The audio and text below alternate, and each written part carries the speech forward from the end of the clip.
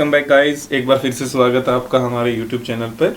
और आज हम एक नया टॉपिक लेके आए हैं जिसका नाम है test for divisibility of numbers. हम डिविजिबिलिटी टेस्ट करेंगे, डिविजिबिलिटी रूल्स पढ़ेंगे और कुछ रूल्स हैं जो छोटे छोटे रूल्स हैं, बिल्कुल बेसिक सी बातें हैं और उसको आप बहुत ईजिली सीख पाएंगे। क्लास 6 में बहुत ही अच्छा चैप्टर है ये और एक पूरी एक्सरसाइज इसके ऊपर हमें देखने को मिलती है। तो चलिए हम डिविजिबिलिटी ऑफ नंबर्स स्टार्ट करते हैं। तो सबसे पहले हम स्टार्ट करेंगे डिविजिबिलिटी बाय 10। देखिए हमारे पास जो नेचुरल नंबर्स हैं हम 2 to 10 ही करते हैं ज़्यादातर, 2 to 11 भी कर लेते हैं क्योंकि उसके बाद तो बाकी की चीज़ें आपके मतलब बेसिक रूल्स पे नहीं चल पाएंगी। तो इसलिए हमें क्या करना है, ये सीख लेने हैं जितने हम देख पाएंगे यहाँ पे, है ना। तो 10 से क्यों शुरू कर रहे हो सर, बोलो। हम ऐसे करेंगे कि इजी आपको लगता रहे, है ना। तो देखिए 10 से पहले स्टार्ट करते हैं। तो 10 का डिविजिबिलिटी रूल क्या कहता है, अ number is divisible bye 10 if its unit digit is 0। कोई भी नंबर जिसके लास्ट में यूनिट डिजिट कहाँ होती है, राइट हैंड साइड में, बिल्कुल नंबर के, है ना। तो राइट हैंड साइड में लास्ट में मतलब उसके अगर 0 है तो वो नंबर किससे डिविजिबल होगा, 10 से डिविजिबल होगा। फॉर एग्जांपल देखिए, एग्जाम्पल के लिए हमने यहाँ पे कुछ नंबर्स लिखे हैं जिनके लास्ट में 0 आ रहा है, चाहे वो 1 0 हो, चाहे 2 हो, चाहे 3 हो, कितनी भी 0 हो, हमें कम से कम 1 चाहिए ना। कम से कम 1 होगी तो वो 10 से डिविजिबल होगा। चलिए, all numbers have 0 at one's place, so all these are divisible by 10। इन सब के लास्ट में 0 है तो इसलिए ये सारे क्या हैं, 10 से डिविजिबल हैं। बस हमें क्या देखना है, किसी भी नंबर के पीछे अगर एक भी 0 मिलती है तो वो नंबर 10 से डिविजिबल है, ठीक है। अब 5 का डिविजिबिलिटी रूल देख लेते हैं। अब 5 वाले में क्या है, number is divisible bye 5 if its unit digit is 0 और 5। अब कोई भी नंबर 5 से डिविजिबल तब होगा जब उसके लास्ट में क्या होगा, या तो 0 होगा या फिर 5। 0 कितने भी हो, 5 कितने भी हो, हमें ये नहीं टेंशन है कि लास्ट में 5 5 5 5 करके ऐसे 7 बार 5 आ रहा है, कोई बात नहीं, हमें लास्ट में 5 देखना है बस, और लास्ट में 0 देखना है ना। तो वो 5 से डिविजिबल हो जाएगा, ठीक है। अब ये नंबर्स देखिए, सब में 0 है या फिर 5 है लास्ट में, इसलिए सारे के सारे नंबर्स जो हैं यहाँ पे हमने एग्जाम्पल में लिए हैं वो सारे के सारे डिविजिबल होंगे, ठीक है। चलिए तो नेक्स्ट हम ट्राई कर लेते हैं डिविजिबिलिटी बाय 2। तो वो डिविजिबिलिटी बाय 2 कैसे करेंगे। अब 2 की डिविजिबिलिटी के लिए हमें नंबर के लास्ट में क्या देखना पड़ेगा, number is divisible bye 2 if its unit digit is 0 2 4 6 8। बाकी सब 2 की टेबल वाले हैं भाई। देखो ये जो 0 है, 0 को भी देख लो, 0 2 4 6 8 सारे इवन नंबर्स हैं। अगर इवन नंबर पे एंड हो रहा होगा कोई भी नंबर, अब ये 0 जो है ये 10 का यहाँ पे सिंबल है बेटा, और मतलब ये किसी की भी 0 अगर लास्ट में होती है तो वो 10 होता है ना, तो मतलब 10 तो होता ही है वो। तो इसलिए चलिए छोड़िए वो, बस आपको क्या करना है, लास्ट में किसी भी नंबर के अगर 0 2 4 6 8 दिखता है तो वो नंबर क्या होगा, डिविजिबल होगा 2 से।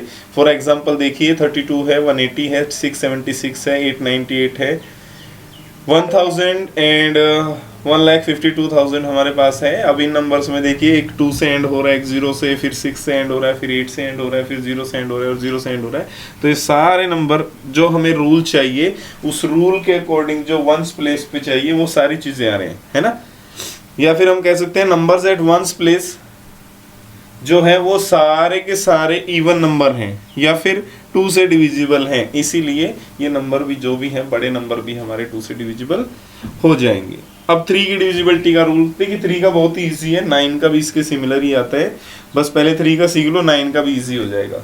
देखिए क्या है 3 का divisibility rule, a number is divisible by 3। एक नंबर 3 से डिविजिबल होगा if its sum of, if its यहाँ पे गलत, चलो कोई बात नहीं, if sum of its digit is divisible by 3। अगर इसकी सारी डिजिट्स का जो सम है वो 3 से डिविजिबल होगा। बोलो सर ये क्या आपने बोल दिया, समझ नहीं आया।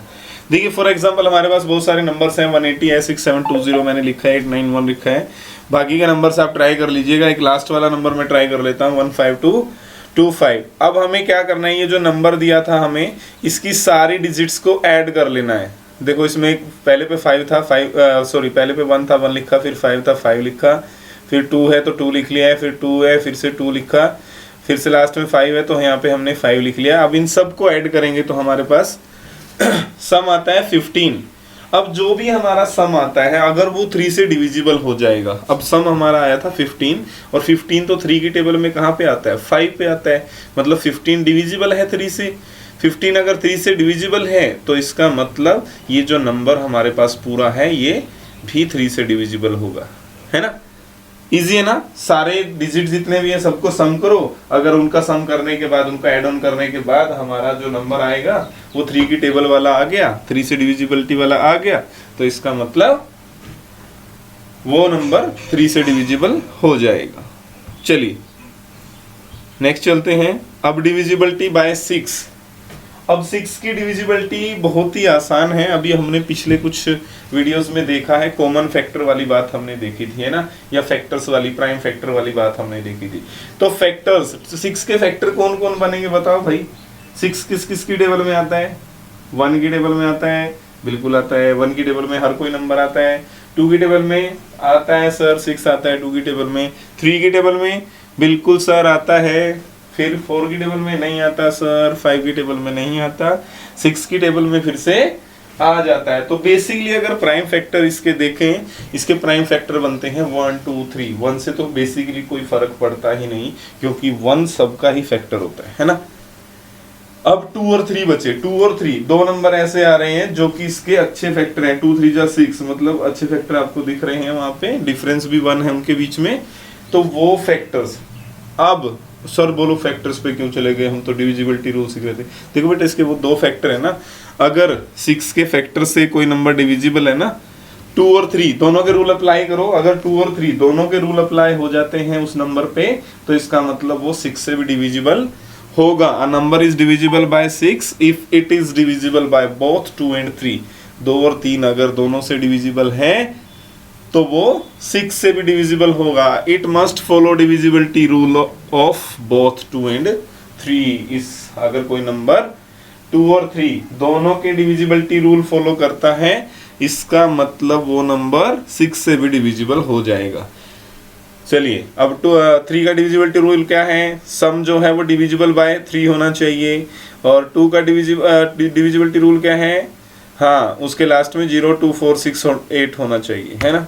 अब इस नंबर, चलो एक एग्जांपल लेते हैं, 1 2 3 4 5 6, एक नंबर ले लिया 1,23,456। अब इसका यूनिट प्लेस क्या है, 6 है, इसका मतलब ये 2 से डिविजिबल है, बिल्कुल सही है। चलो ये तो हो गया। अब इसका सम देख लेते हैं, 1 + 2 + 3 + 4 + 5 + 6, ये सम आ रहा है 21। क्या 21 3 की टेबल में आता है, जी हाँ बिल्कुल आता है। कहाँ पे आता है, 3 7 जा 21, बिल्कुल सही है आपका जवाब। तो अब देखो इसने दोनों रूल फॉलो किए, यूनिट प्लेस पे 6 है तो मतलब 2 का डिविजिबिलिटी रूल फॉलो कर रहा है, और सम इसका 21 है, डिविजिबल बाय 3 है, इसका मतलब 3 का भी फॉलो कर रहा है। तो अगर दोनों का रूल फॉलो किया तो ये नंबर जो हमारा गिवन नंबर है 1,23,456, ये हमारा 6 से भी डिविजिबल हो जाएगा। ठीक है, चलिए अब डिविजिबिलिटी रूल ऑफ 9 कर लेते हैं। अभी 3 वाला डिविजिबिलिटी रूल याद है क्या आपको, अभी अभी हमने किया था। हाँ 3 वाला डिविजिबिलिटी रूल था, सबको ऐड कर लेना है, सम 3 से डिविजिबल होना चाहिए तो वो नंबर 3 से डिविजिबल हो जाएगा। 9 में भी बिल्कुल वैसा ही है, सबको सम कर लेना है और सबका सम 9 से अगर डिविजिबल, और जो सम आएगा वो अगर 9 से डिविजिबल हुआ तो वो नंबर भी 9 से डिविजिबल हो जाएगा। चलिए चेक करते हैं, अभी हमारे पास बहुत सारे नंबर हैं, इनमें से कोई एक नंबर पिक कर लेते हैं। लास्ट वाला नंबर हमने पिक कर लिया है